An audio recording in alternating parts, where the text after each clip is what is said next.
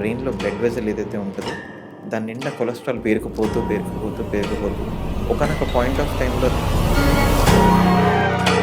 ఈ brain strokes సడెన్‌గా వచ్చేస్తున్నాయి గదా సార్. హ్మ్. సడెన్‌గా చనిపోయిన వాళ్ళు గూడా చాలా మందున్నారు.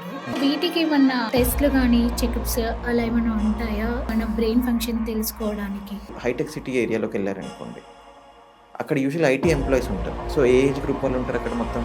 32. అందరూ ఆ ఏజ్ గ్రూప్ హ్మ్. వాళ్ళే ఉంటారు. సో, హ్మ్. యంగ్‌స్టర్స్‌లో స్ట్రోక్స్ అంటే టైంకి లేవడం, తొందరగా పడుకోవడం ఇవన్నీ మంచి హ్యాబిట్స్ కింద వచ్చేస్తాయి. కొంతమందికి ఏంటంటే అవన్నీ చాలా లేట్ నైట్స్ పడుకుంటారు. లేట్‌గా లేస్తారు. బ్యాడ్ హ్యాబిట్స్ ఉంటాయి. మైండ్. మైండ్ అంటే ఏంటంటే థాట్స్. అంటే మనం ఆలోచించే విధానంలో ఓవర్ థింకింగ్. ఫ్యూచర్‌లో జరగబోయే దాని గురించి ఎక్కువ ఆలోచించేవాళ్ళు.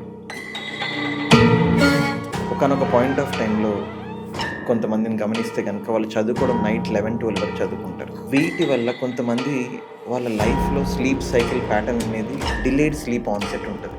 హ్మ్. వాళ్ళకి ఇది కాన్సంట్రేషన్ ప్రాబ్లమా? లేకపోతే మెమరీ లాసా? ఇది నిజంగా సీరియస్ ఇష్యూనా? లేదు నార్మల్‌గా జరిగేదేనా సార్? స్మోక్ చేసే వాళ్ళకి స్పెషల్‌గా ఒక్కసారి స్మోక్ చేయగానే ఏమైపోతుందంటే ఒక హై వస్తుంది. ఆ హై రాగానే వాడికి చాలా ప్లెజర్ వస్తుంది. ఒక 1, 2 అవర్స్‌కి ఆ ప్లెజర్ తగ్గిపోయి మళ్ళీ నార్మల్‌కొచ్చేస్తాడు. హ్మ్. మళ్ళీ హై కావాలనిపిస్తది. వాళ్ళు రిపిటీటివ్‌గా చేజ్ స్మోక్ చేస్తూ చేసి. ఉంటారు. ఆ హైని చేజ్ చేస్తూ ఉంటారు. ఓకే. ఒక పాయింట్ ఆఫ్ టైమ్‌లో ఏమైపోతదంటే ఒక 100 మంది బ్రెయిన్ స్ట్రోక్ పేషెంట్స్‌లో ఒక 10% హాస్పిటల్‌లోనే